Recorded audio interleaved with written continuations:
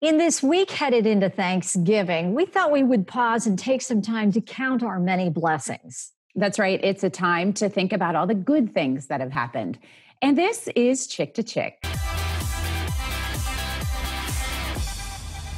Carrie, it was FDR who said, "This is a day that will live in infamy." Well, I think this is a year that will live in infamy. How are we ever going to forget this year, 2020?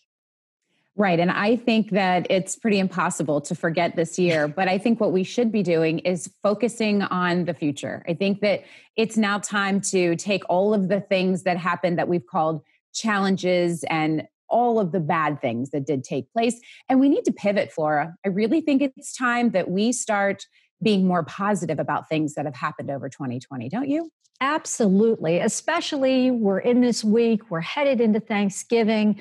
We're going to be spending time with family and friends. And despite everything that's happened, we still have so much to be thankful for. And we still had so many blessings because good did come out of this situation and good did come out of this year. For instance, what good things happened for you this year? Well, I want to just double back a minute because I'll tell you the good things that did happen. But I have to tell you, one of the things that I didn't think I would be more excited about for this year, and that was decorating for Thanksgiving. I always thought it was a chore. I was like, oh, I got to take some time. I got to figure out what I'm going to do. What's the table going to look like?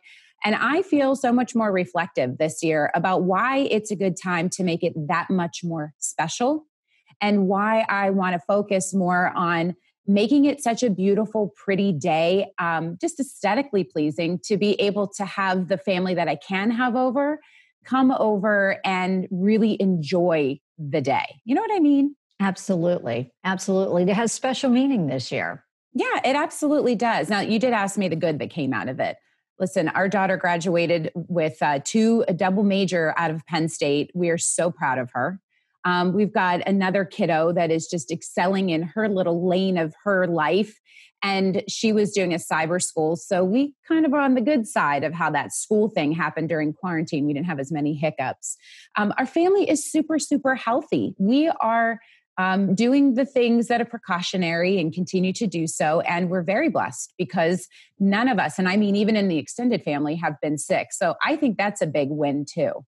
I agree with you. For me, that was a big thing. Everyone in my family, my brothers, cousins, everyone managed to stay healthy. And I'm really thankful that I was so worried about my mom this year.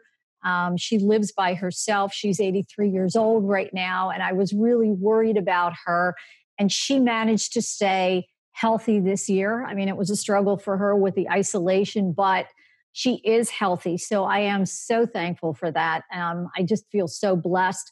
Again, we were all healthy. I did have some challenges this year, but I feel grateful for the extra time that I got with my son this year, that they were home during quarantine, during stay-at-home orders. And I just feel so blessed that I got this extra time with him that, I really didn't count on.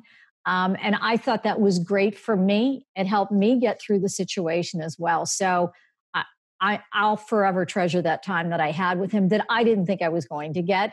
He's going to graduate in December. And, these kids are now off and gone on their own.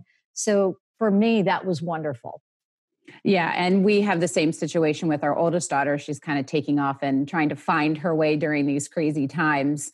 The other kids are still around us, more. And I know we talk about our family structure, family lives, and I don't want to overstep where people have not had anybody at home. You mentioned your mom, but even people who are around our age and even some of the younger kids who just didn't have all of that around them. I'm just sort of hoping that this year, during this reflective time of Thanksgiving, that they can pull upon the things that they learned about an experience that they had during this time, and that it will help make them stronger and just more forward thinking and present them with more positives than negatives, because we need to go into 2020 with a hindsight of going to 2021 with that hindsight of 2020. The things and the dynamics that have changed within families. I think that a lot of families got closer and they started to think about, what's really important in life. And I do think that a lot of people have reassessed their lives and are thinking twice about certain things that they may or may not have been doing. And this put the spotlight on family and closeness, and thinking twice again about what's important in their lives. Exactly. Our one of our daughters had a bunch of hiccups along the way this year that weren't really necessarily quarantine related, but other things. And she learned, you know what? If I can't do anything about it, I need to give up the control of it and stop worrying about it. And then she also talks about don't sweat the small stuff. She's 20. And those are the things that kind of came out of some of her experiences. So my question to you would be, what is something that came out of all of this, an experience or maybe an epiphany or a thought that you had that really kind of changed things for you that you'll take into 2021? Well, I always have been very, very much focused on family. So that didn't really change for me. My focus has always been about my son. My focus has always been about my family. But again, it was a new challenge.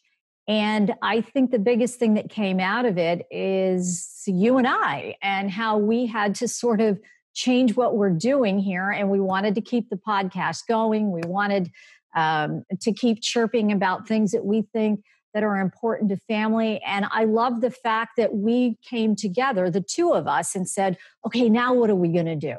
Okay, how are we going to make this work? How are we going to keep this going? And we just kept constantly collaborating and coming up with new ideas. And I love that we stayed on track and worked together as a team.